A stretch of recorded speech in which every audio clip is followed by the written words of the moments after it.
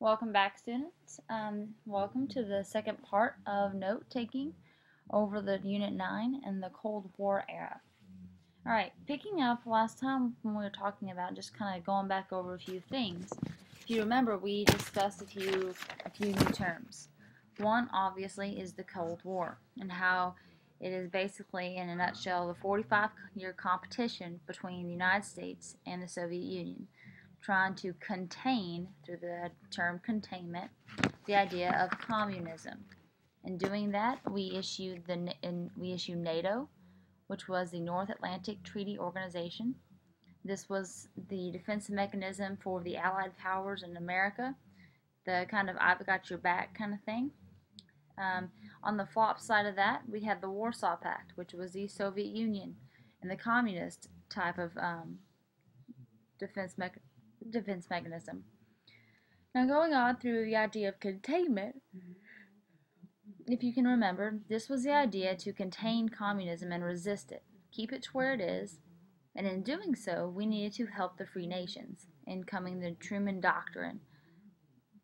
And then on top of that, we had to bring in the Marshall Plan, which was basically all three of these terms was trying to keep the idea of containing communism where it is. So in doing that, we kind of reflected over a few things. We know China has turned to a communist state, so we're now fighting that. And then in comes what we're fixing to talk about now, and that is the Korean War. The Korean War started around 1950 to 1953.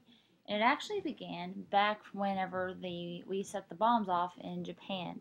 After we did that, part of the ending of the war, we brought in the USSR, the Russian troops, as well as the American troops.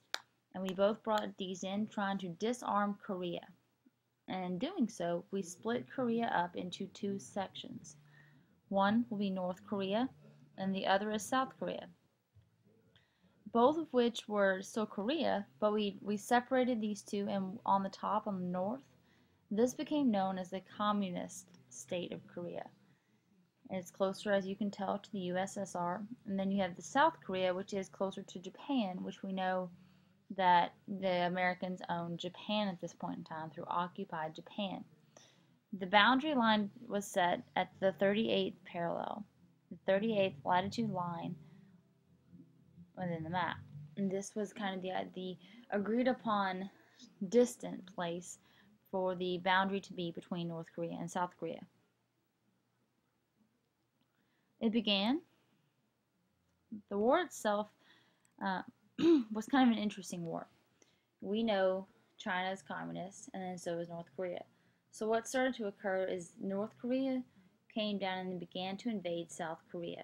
And when they did so, whenever they invaded them, they crossed over the 38th parallel, also crossing over into something known as NATO again. We bring back NATO. They cross over and they combat South Korea. So in turn, the UN is now forced to take action. The UN is now forced to come in and help them as well. So in comes the United States troops. They're also trying to help the French out within this war. And the UN troops they bring in approximately 90% of them are Americans. And they are here to defend the South Korea against the North Korea, against communism. They were trying to still contain them up northward. And they're originally led by General Douglas MacArthur.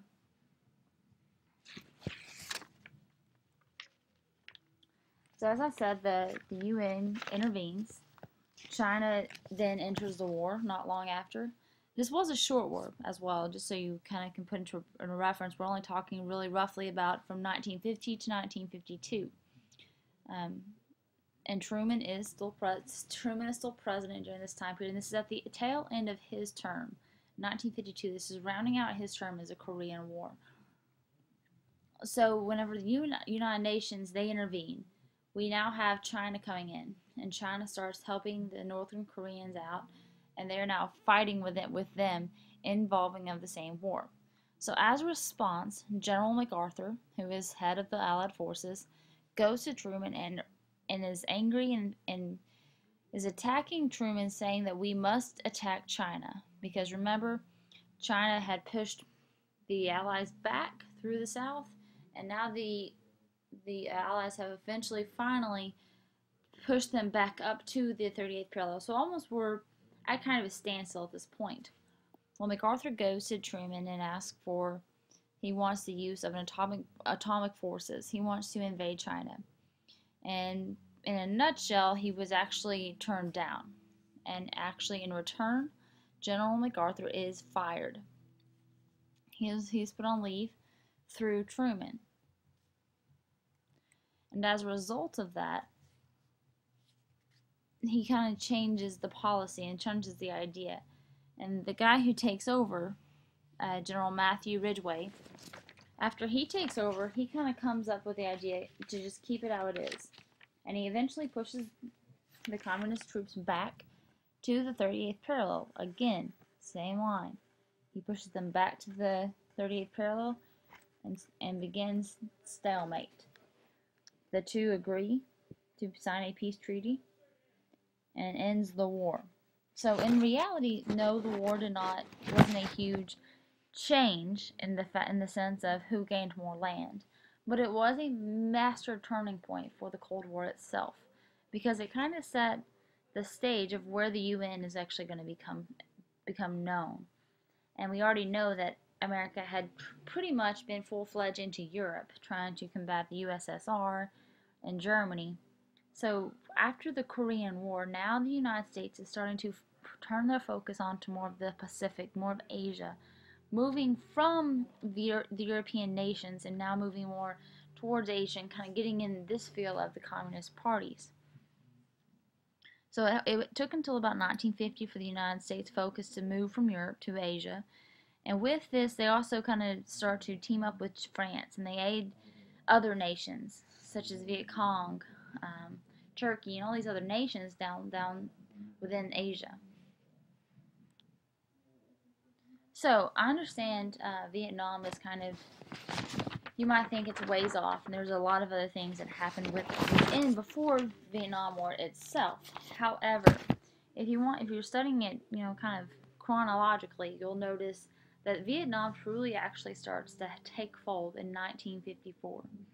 The tensions begin to rise in 1954 with the communist takeover. This small third world country is slowly but surely falling victim to the communist government. And in turns the War of Vietnam. So first, what is Vietnam? Vietnam is actually around Thailand and Cambodia. Here's China kind of up here, and it's just right along this ridge right here. You have the Gulf of Thailand down here. So obviously you're noticing it's not a big area. However, it is a huge jungle realm. And that's a big part. And right here you can kind of see the difference of who owns what and where it lies. So moving into Vietnam itself, as we know, obviously, we're still trying to have this idea of containing communism. So in 1954, when it starts to really take fold, it had already kind of previously had this backing from 1947, when the communist Vietnam becomes part of the Truman Doctrine. The French fights against these communists, and they become part of the Truman Doctrine themselves. They're helping the free people maintain their freedom and instructions, and kind of trying to help bring their society back up against totalitarian regimes. And it's obvious that with third world countries, they have so much of a way to go either side. So eventually in the 1950s, America becomes truly full-fledged working towards Vietnam, working towards this small third world country, trying to help them out. It is known as the longest and most unpopular war in all of history. Most history books actually will not even discuss Vietnam. A lot of people will not say that they even fought in Vietnam, or will not recall anything. And again, before you kind of start pinpointing in your head, just know that many things do take place throughout the war in Vietnam. We have the Bay of Pigs, we have the Cuban Missile Crisis, we have many other wars that do take fold, and you do need to take note of those as well. However, here let's just go on and go full-fledged into the Vietnam War. So, like I said, it was the longest and most unpopular war. Vietnam was it was one of the longest wars. During Vietnam, approximately 58,000 Americans lost their lives. The oldest man was 62, the youngest being 16 recorded. So obviously, you're talking 61% approximately of these people that are killed are part of this new generation that is emerging. These 21 or younger people. Then in some more stats, you have 304,000 were wounded, and so on. The United States did spend a grand total of approximately $200 billion in this war. It soon became known as Americans' War. Originally, throughout most of the war until the latter half of the war when Kennedy takes office, Vietnam was basically a war that was fought within the Truman Doctrine, within the Marshall Plan. No American had ever stepped foot in Vietnam. They financed the war and they would give air raids and air help. And eventually it turns into America's war as the war drags on. But before that, we start having this idea again of domino theory. This is kind of what American policymakers start talking about and start justifying, is this idea of the domino theory. If we don't involve ourselves within Vietnam, South Vietnam will fall to the communist laws. Cambodia, Thailand, India, and Pakistan, and it will just fall like dominoes until finally the Pacific Islands and even Australia could be at risk to turn communist. So the fear of the domino theory itself for any non-communist government was high. So it made that more of a statement that we must intervene. And then skipping, back a few when we start really truly getting into the war, going in December of 1961, President Kennedy talks about his white paper. This white paper is basically the report when he talks about American troops are now setting foot on Vietnam. This war is turning into a large-scale American blown-out war. His response to the press and to everybody else was that the weight was merited on the recommendations of some other advisors, saying that we had to, we were told to withdraw, but we can't. And in typical Kennedy fashion, he chose the middle route. Instead of a large-scale military buildup, we were just kind of going to send what we could to the military involvement in South Vietnam through our machinery, our advisors, and that's kind of what, for the longest time, we actually do. As we know, though, it escalates as time goes on. Kennedy administration managed to run the war from Washington. However, after Kennedy is shot, Johnson takes over. And when Johnson takes over, his administration kind of changes the scale of where this war takes hold.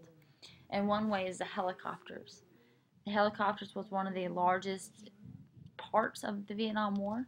If you've ever seen the movie, one of those little TV shows called MASH, think of all the helicopters that are coming in the jungles and platoons, and that's kind of the idea that you're getting. The tunnel complexes. This is kind of what, within the jungle itself, the Vietnamese had built these large tunnel complexes. And they built these, and they would go weave in within the mountains, and go on these guerrilla warfare tactics. In America, however, Vietnam, we know Vietnam is this bloody war, this brutal war, this guerrilla warfare, this war where not many people wanted to witness. And in America, it was basically the same thing.